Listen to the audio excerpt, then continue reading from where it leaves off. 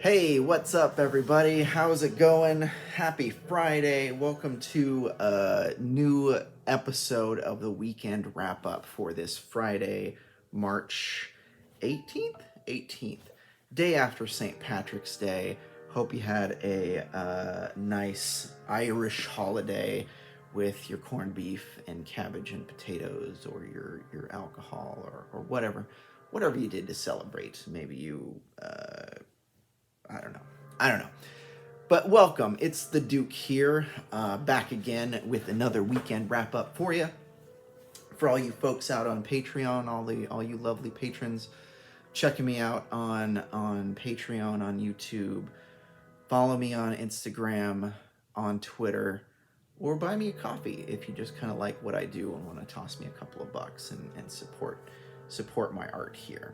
Thank you very much, no matter what you do, even if it's literally just following me on Instagram or Twitter. Thank you very much. That means a lot to me.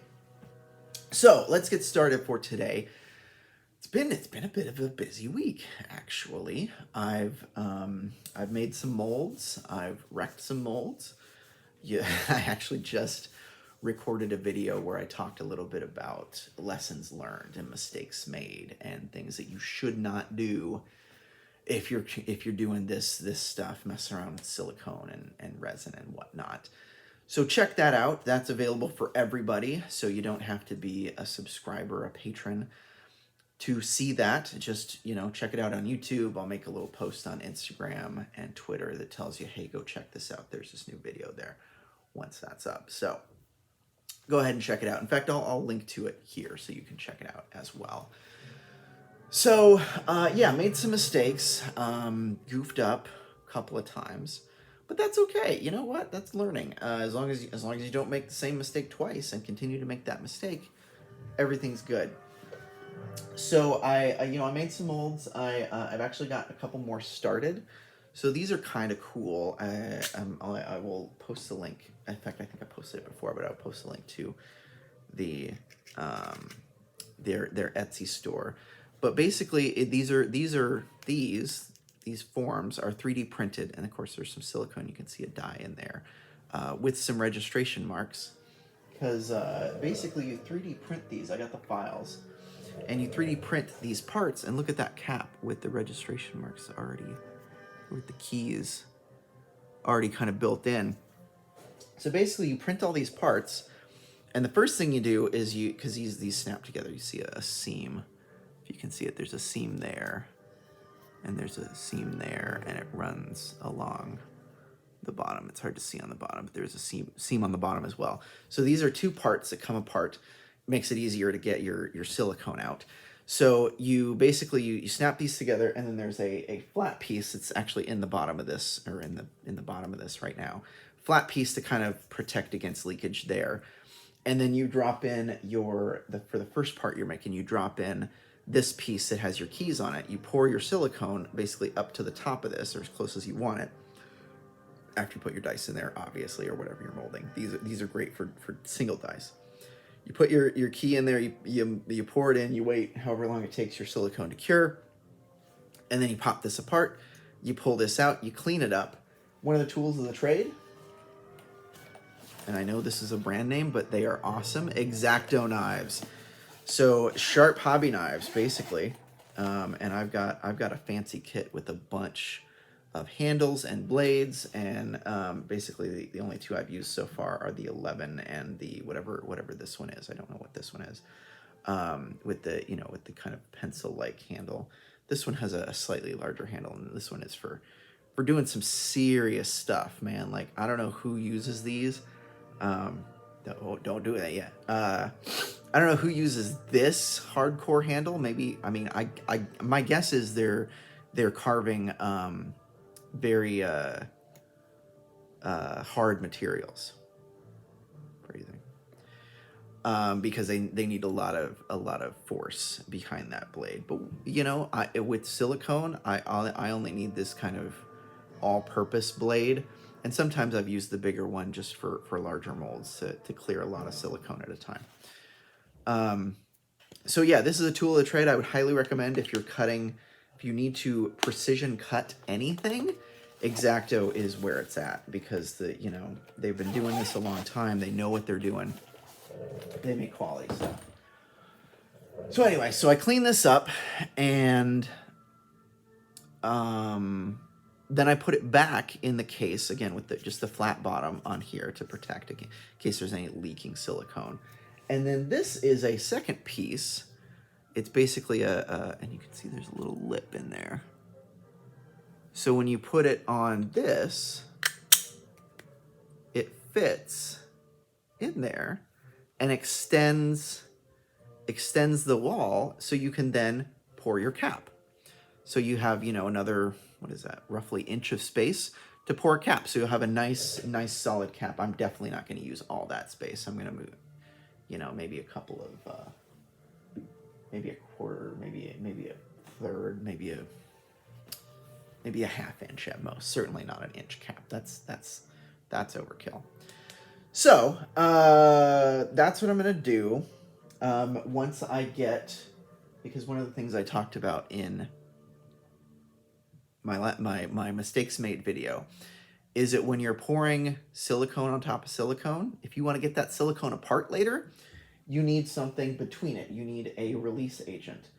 And I found, or at least I hope I will find, according to actual people who do this stuff like I do on the internet, the way you do that, the way you prevent silicone from sticking to each other when you pour it, is with petroleum jelly.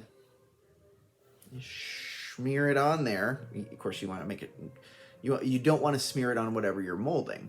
So if you have a nice dye face that's there, you want to keep it off of that. And if you get any on there, you just wipe it off or Q-tip it off with some isopropyl alcohol or something like that.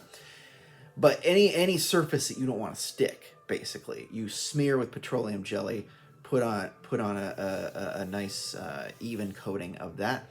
Then you can pour your silicone, and then once it's cured, they pop right off.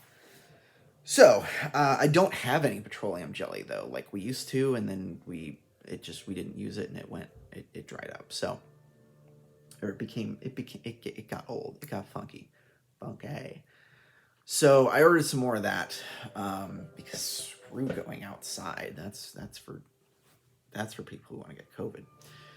So ordered some of that, so that'll be here I think tomorrow. But like I've said before, everybody deserves a weekend, so I ain't working this weekend. I'm doing this video, and then I actually think I'm done for the day. Like I'm gonna take an easy Friday. Not because there's not much. Honestly, there's not much I can do anyway until I get more. Until I get some petroleum jelly. So that'll be here tomorrow, and then next week.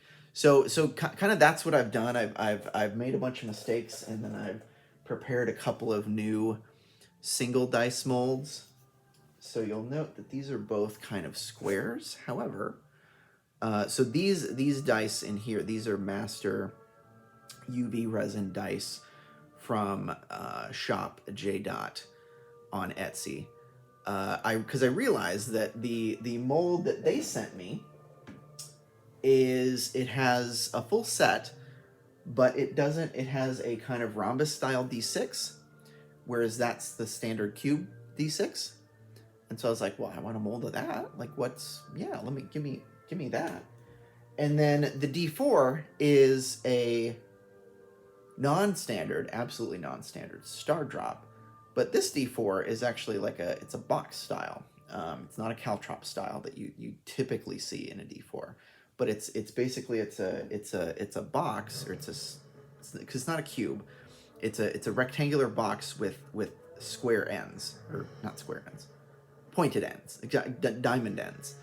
And I was like, oh, that's cool. I definitely need, which one is it? This one. I definitely want a mold of that.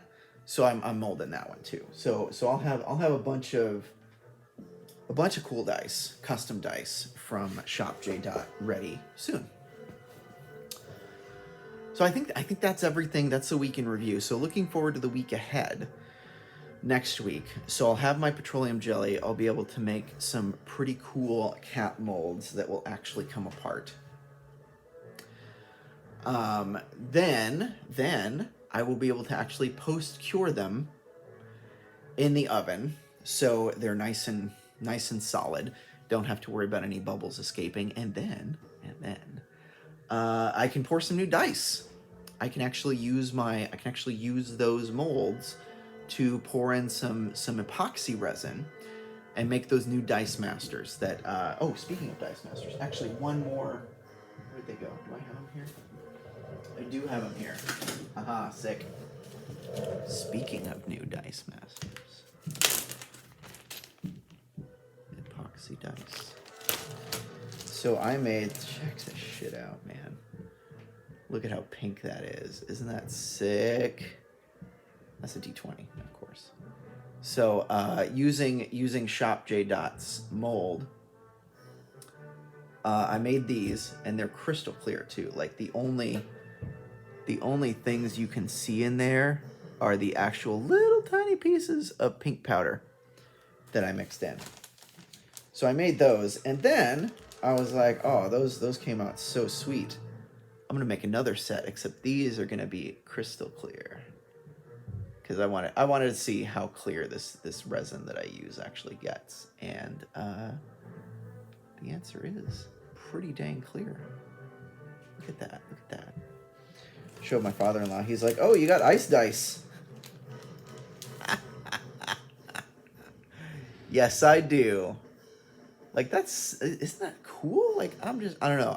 This is marvelous. If I do say so myself. So I got some master dice here, actual epoxy resin dice. I do need to do a little bit of post processing just to make them all the sides really clean, really smooth, really shiny, polished, if you will. And then because I have some platinum cure silicone that's just been sitting waiting for me, I can use those new masters to make a platinum cure silicone mold that will be, the mold I use for literally hundreds of casts of those dice. And I can experiment. I can put stuff in the resin. I can add inclusions. I can color it, and I can glitterize it. I can sparkle it up. I can do color shifts. I've got a bunch of stuff, you guys, you all, that that I can do with resin. So it's going to be super cool, I think. I'm excited to, get in and just kind of play around and do some cool stuff with dice and whatnot. I've got some ideas. Got some ideas that we're going to work on. That's the week ahead, so a lot of dice stuff. Also printer. So poor printer. I took it apart because the fan was making some noise that indicated to me that one of the fans was dying. And ever since I took it apart, it hasn't been back together and working since. And that was like 2-3 weeks ago. So it's just kind of sitting. In fact, if you saw it right now, you can kind of see it there in the back, right there. It's kind of ass up, just torn apart, waiting to be put back together and resolved. But I'm learning some stuff. I'm learning how to crimp cable and kind of make my own cables, which is cool. So there's one other thing I need to learn how to do there before I can kind of plug those fans back in, get the wires rerouted, and all good to go again, and then functioning. Because once I get the printer functioning, then I can actually make some new mold forms and make some new pieces of things that I'm going to cast in silicone, and it's going to be pretty sick, I think. So no spoilers, because I don't want to tease something that might be several weeks down the road, several weeks out. So I do just want to tease it. I don't want to actually give you too many details, because then you might be like, hey, where'd that go? It's on the back burner because the printer's foobar right now. So hopefully I can get kind of work on getting that back up and running over this next week ahead. What else? It's March. It's mid-March. It's getting a little bit warmer, but it's still cold, which is why, I don't know if you noticed, but did you see this sick, let me stand up, this sick poncho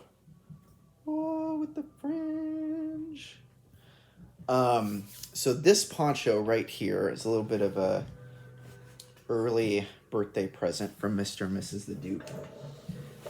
They gave it to me early because my birthday's next month, and it should be warming up by then. And it's cold here in the shop, and so they were like, we're just gonna give this to you now because you can use it. And yes, I can. It is alpaca fur, y'all. It's actual alpaca wool, alpaca fur.